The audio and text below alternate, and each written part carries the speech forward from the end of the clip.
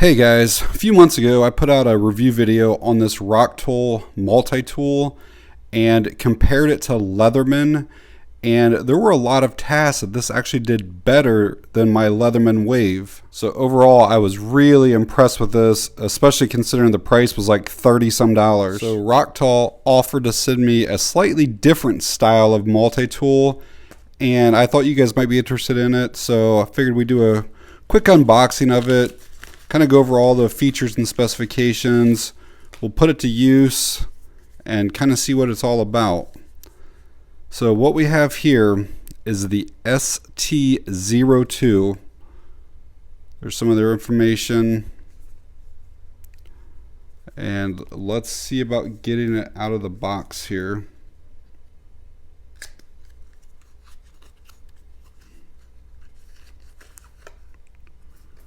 So as you can tell, it's not much bigger than your finger. So, and this is a multi-tool. There we go. All right. So this is what we have here. It's basically, if you imagine taking just one side of like your multi-tool pliers and then combining all of the best tools, all the most frequently used tools, and then just putting it on one side, this is kind of what you get here. Grab you guys some quick dimensions on it. The overall length is 4 inches. The kind of like, I guess you want to say height is 0.7 inches. And a total width, including the pocket clip, is 0.94 inches. Grab a weight. Looks like it's 4.3 ounces. And just for a real quick comparison, the full size pliers, 9.2 ounces. So this is half the weight, if not more. So again, this was a 19-in-1 multi-tool. This is a 12-in-1. But I figure we'll go over all of the tools that's on it, and then we'll use some of them, just kind of see how they perform, and then I'll give some thoughts on it. But at just over 4 ounces, this is not a whole lot more weight than like a traditional pocket knife, maybe an ounce, ounce and a half more, and it's going to give you so many more options. So just kind of showing you around the outside of the tool. They do consider the pocket clip to be one of the 12 tools. I personally don't consider that a tool, but, and then you also have like a tape measure or whatever down here. It does only go to like 3.5 inches because it doesn't start until right there at that split. I guess because this starts to curve down, they want to make it a little more accurate, but that is right out about 3.5 inches. So the two main tools are going to be a knife and some scissors. Those are also the two easiest to get to. So first time opening this, we'll see how this feels, if it's gritty or too tight. A little bit stiff on that. Make sure that locked up in place. Okay, this is a liner lock. You see it locked right there, so you have to push that in order to bring that back down. It's a little bit gritty on that right now. So I may have to adjust this a little bit, or maybe put a little bit of oil on that. But that liner does not want to pop out real smooth, and it takes some force to get that back there. But again, maybe with use, again, it's brand new right out of the package. So I'll update that if it doesn't. I probably will put a couple drops of oil on there though. So this blade length is 2.68 inches, and it's made out of 3CR13 stainless steel. And let's just see right out of the box how sharp it is.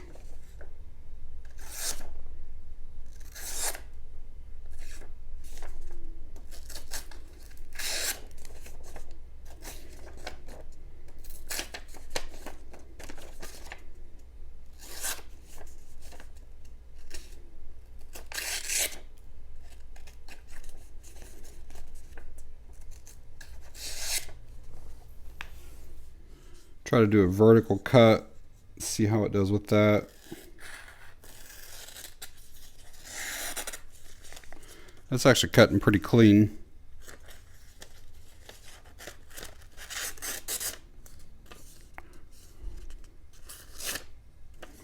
So yeah, overall I'd say that's sharp enough right out of the box. It could probably use a little bit of polishing along the blade, but overall pretty clean. And on the other side are the scissors, and these are fairly large scissors. And let's see how we snap that in. There we go. So there's like a spring right there. And you can see that spring goes against the handle here. And those are also liner lock right there. And that snaps in better than what the knife side did. You can hear that snap. All right, let's see how these cut. I will say that edge right there is a little bit sharp on my thumb. I don't know if I'd want to use that a whole bunch. Those actually cut really well. I like the size of those. Very clean. Little effort once you start cutting with it. I'll get something different other than paper here in a bit, maybe some rope or something, and see how it cuts with those, but it's actually a clean cut. But yeah, that edge is just a little bit on the sharp side. And then to close those up, just pushing on that liner lock, and then push this kind of back out of the way, and then that'll slide down, and then let you put that away. So if my count's right so far, we got 1 tool, 2, 3, 4. So this is next here. This is the screwdriver bits. This here is not on a liner lock. It's almost just like a friction lock. But if you can hear this, it snaps in place really well. And it does take some pressure to get that to move, so I don't think you have to worry about it popping out of place like while you're trying to actually use it. So they include a dual head bit here. This is not magnetic. This one here has like a ball detent on it that basically holds it in place. And I will say that it does stay in extremely well, but you have a Phillips or a crosshead bit on one end, and then a standard or a slotted screwdriver on the other end. And I believe this is 1/4 inch bits, so you should be able to use any of your own. And I will try. I think though, if it doesn't have the ball on it, it's probably not going to stay in there, but we'll try some out in a bit. And we have a few more tools in this area here. These ones can be a little bit tricky to get out if you don't have any fingernails. So what I try to do is grab one right there, and that'll pull the majority of them out at one time. You can also grab onto the tops of these and pull them out like this, but I just find it doing like this is a whole lot easier. Than you pick which tool you want. But we'll start here with this one.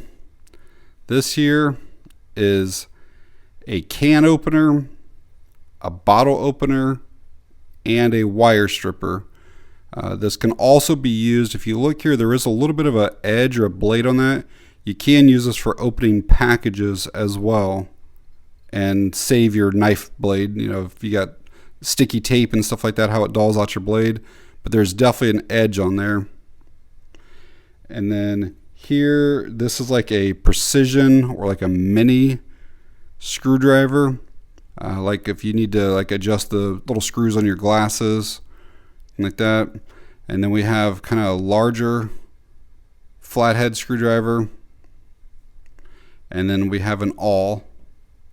And there are lots of uses for an awl, whether it's just puncturing through something or for sewing, but it also has an edge on it, and it could be used again for opening packages if you want.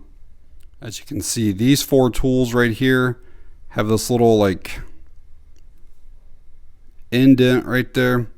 When this comes up, it's kind of like a liner lock as well, but this will actually lock into place. And now it's not going to move on you like the other one on this side would. And then this is your lock and release right here, so you just push up on that and you can see how that frees that up then. Alright, I'm going to test out this wire stripper, see how it works. What I would try to probably do is just kind of score your wire here a little bit. Let's see, I didn't go all the way through yet. It's kind of hard doing this through the camera.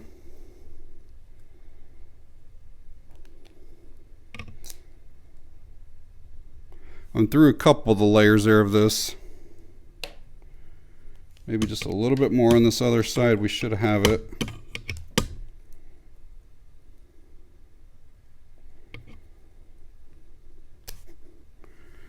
And we are through on all that. I just need to pull that sheath off now. And that actually did a pretty decent job. This is actually really thick wire here. I want to go back to the scissors and give it a little more challenge than what the paper was. This is obviously a USB cable, and it's one of the thick ones. So it's got all of this fabric type stuff here, almost like rope, and then the cables inside. So we'll see if this will cut through that or not. Oh yeah, that's easy. Very little effort at all to go right through that stuff. As you can see, it's got that outer sheath and then the sheath there and then the wires inside. So let's check out the knife blade with it. Not quite as easy as the scissors, but still fairly easy. I mean, basically just one hard pull and it's gone through. So very nice on that. All right, I want to give this bit driver a try, see if it'll turn them.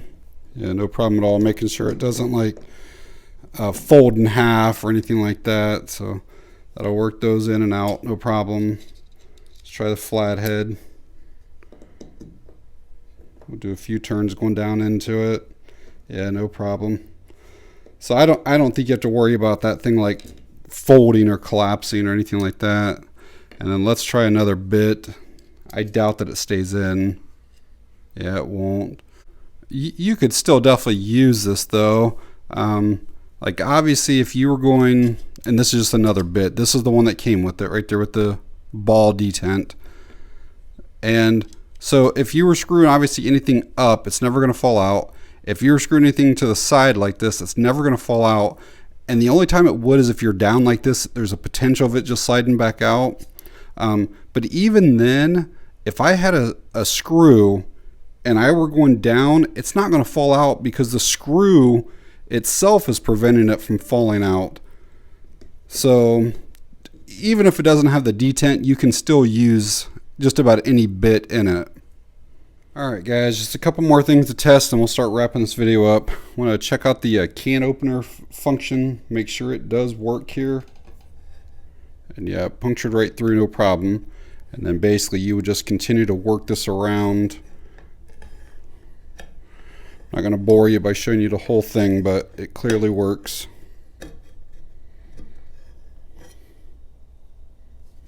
So if this will puncture a can, it should easily be able to, open some boxes for you. It kind of does grab onto that tape a little bit. I'm not going to say that was the smoothest cut. I would probably just rather use the knife blade, or I'll try that awl here. I'll do half of this. It does do it, but it's kind of thick and it's kind of jagged there. So let me try the other tool. This is that awl again. We'll see if it slices through that any better. Did it go through it? Only, yeah, I guess it did. And then let's try the top here. Yeah, that was way better than what the bottle opener was. Personally, I think I would still use the knife though. And let's see if you actually needed to like process down cardboard. This is that awl again. We'll see what it's like. I'm pushing pretty hard there and it did not make it all the way through. Okay, maybe not the fairest test, but puncturing, awesome. Again, if you need to go through leather or some kind of fabric or something like that, but probably not the right tool for that. I think I would just stick probably with the knife. And I think, yeah, that's going to be a whole lot smoother and easier to go through stuff like that. So at the time of me recording, these are available on Amazon for 20 bucks. Absolutely 100% worth that. Gerber makes a knife multi-tool type thing similar to this Rocktol. It's called the arm bar. Theirs are around $40 to $50, depending on the color options and stuff like that. So it's more than twice the cost of that. Leatherman makes, it's a little more of a knife than what it is. It does have tools on it, but they kind of show it more as a knife. But so you can see that the tools kind of come out of the handle of the knife. But these were over $100. So basically it's 5 times the cost of that. The only thing that I have that's kind of even remotely similar to that Rocktol is this buck. I bought this probably 10 or 15 years ago. I think it's called the X-Tract or something along those lines, but basically it's a knife blade. It does have like a Phillips screwdriver, and then it has a flathead screwdriver on it. It's got a little bottle opener, can opener there.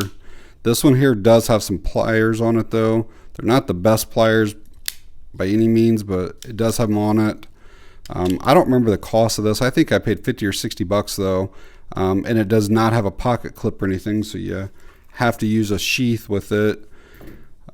But this thing here is like twice the width of what this is. And it weighs a whole lot more too. But yeah, if I were to lay these down kind of on top of each other, you can see just how much wider this buck is. So for 20 bucks, I think this is a really good buy. Whether it's something you just want to leave in the glove compartment or center console of your car, put it in a tackle box, or if you're somebody who doesn't like to carry the big heavy Leatherman surges and waves and stuff like that, this could be a great little pocket carry for you. It has most of the tools that you're going to need on a daily basis. So yeah, overall, I really like it and would definitely recommend it. I will leave an Amazon link for it down in the video description. If you guys want to find out more information on it or pick one up, it'll be down below. If you guys found the video helpful or informative in any way, please give me a thumbs up. If you have any questions or comments, leave them down below. And that's going to be it on this one. Thanks for watching. I appreciate it.